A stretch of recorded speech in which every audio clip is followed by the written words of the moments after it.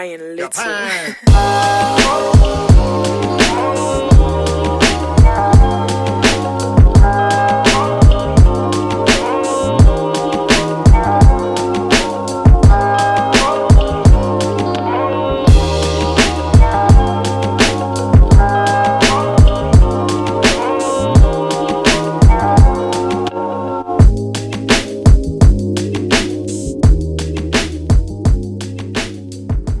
Hey guys, what's up? Welcome to Fordy Runs. This is my weekly running vlog. I'm currently training for the London Marathon. I've got 2 weeks to go, and we're here this week in Greenwich Park, where it's all going to start in, 2 weeks time.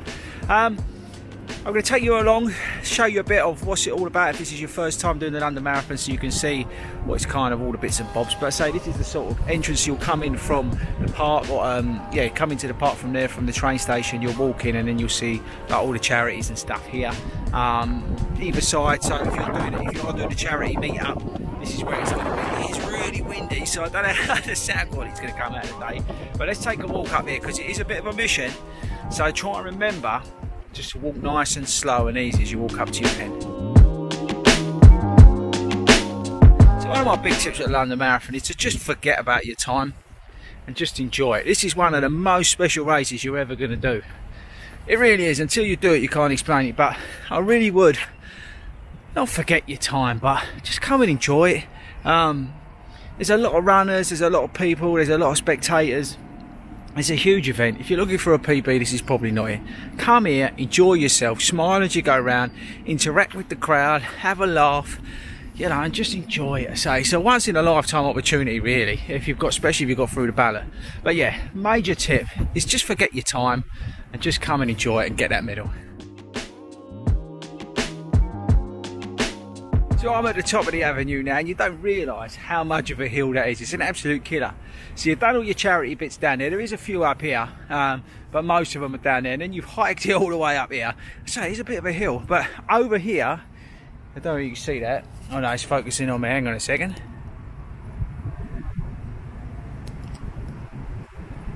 That will be where the red start is. So there'll be a big thing going over the road, and you'll be able to go in there, and that's where all the red people, so to speak, will be going in. All the trucks will be down the left-hand side. We'll go in there in a sec.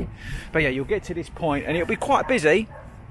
But yeah, you'll have a few more charities, things like that. And this is where basically the runners go in for the red zone, and the waves will start down there, but I'll show you that in a second. So let me take you over here.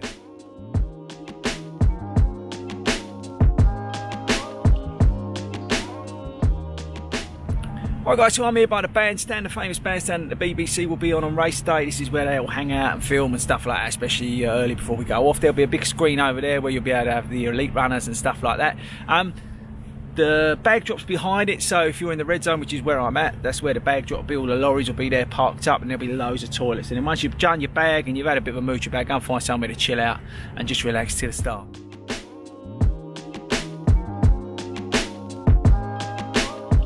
I've not been back here since obviously last year, and I was sitting down on that curb just down there waiting for the race. It was so hot, I remember it like it was yesterday. But this is the point where you get into your waves. On your number, what you pick up on race day, you'll have like a wave, and along this road you'll have elements where you can get in. I can't remember where this was, I can't remember what wave I was last year, but this is where I came in for sure, because I remember sitting on the curb by this parking thing over here. But then you just walk down, so you walk into here and then you'll get into your wave. So this is back on the avenue, or whatever it's called. You can see it. So back down there there'll be like, I don't know, 30,000 people, and that way there'll be like 20,000 people, something like that. But it'll just be like one big party. So Andy Murray will get us started, and then we slowly but surely make our way up to the start along the avenue. So this will be packed out. You'll see these people. We'll make our way up, and to the left onto the start line.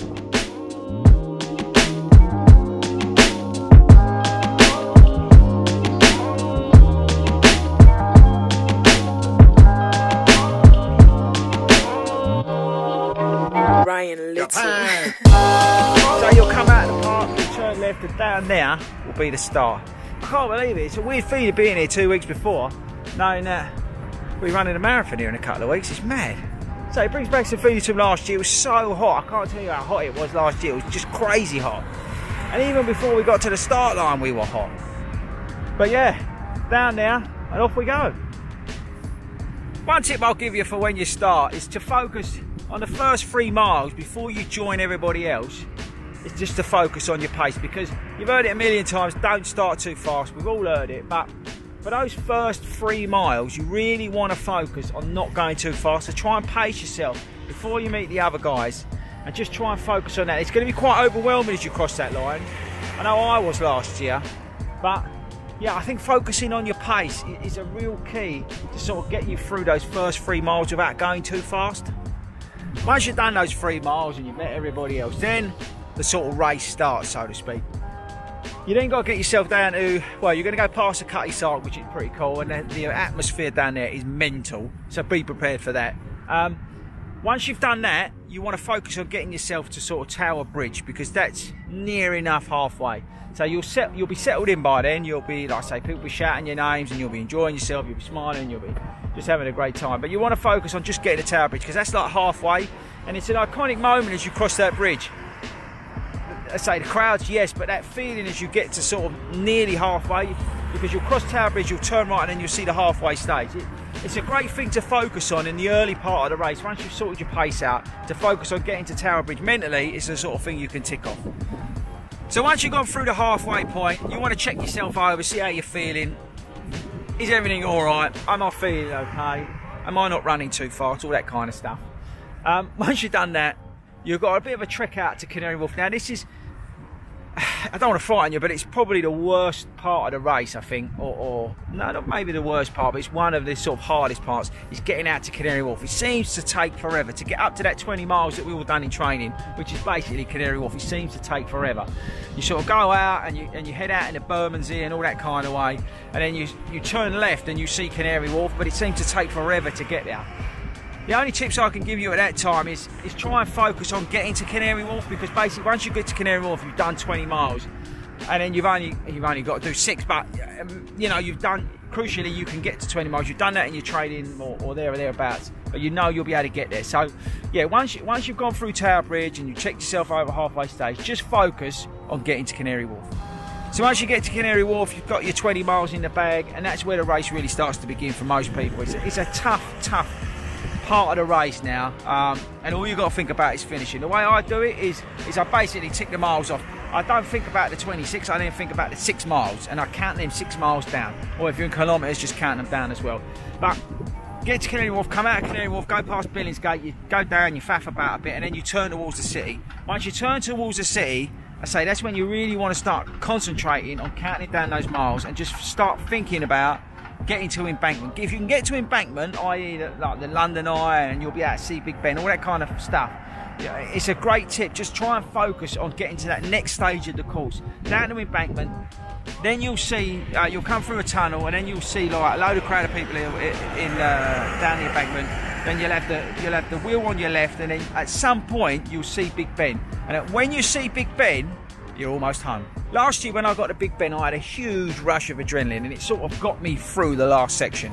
It does seem to take forever to get from the wheel to Big Ben. I don't know whether that's just because I'm knackered and whatever, but it did seem to take forever. But once you got to Big Ben, you turn right, and then you make your way up to basically Lizzie's place, Buckingham Palace.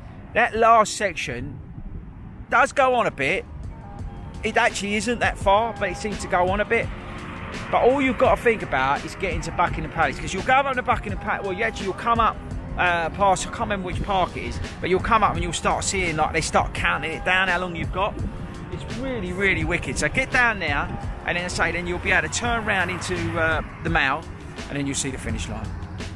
So you'll get up to Buckingham Palace, and you'll make the turn down the Mall, and you'll see that finish line. And it is one of the best things you're ever going to see in your whole life, trust me. And you're going to finish, and you're going to finish. Make sure you smile. Make sure you smile at the cameras. Look up. There's cameras on the gantries, and cross that line. You'll probably cry. I did. Get your medal, and I can't explain the feelings you're going to get, but it's one of the best feelings in the whole world when you cross that line. It really is. Go and find your family and friends. Celebrate what you've done. Take a couple of days off, and then book another event. So that's it, guys. 2 weeks to go. I thought I'd bring it up here today. It's pretty cool up here. I'm excited. I can't wait to get going. yeah, I'm really looking forward to this year, actually. Really looking forward to it. I think mainly because a lot of the guys from the Fordy Runs running community are going to be there, and we're going to have such a great laugh. It's going to be epic. We've got no time in mind with regards to what we're going to be finishing at. We're just going to literally have a great time. And I think that's the most important thing with a marathon. Like I said at the start, kind of forget times. Just go out there and enjoy it. It's such a special experience to run the London Marathon. It really is. I can't tell you until you've done it, and then you'll know what I'm talking about. But that's it. 2 weeks to go. I'll catch you guys next week.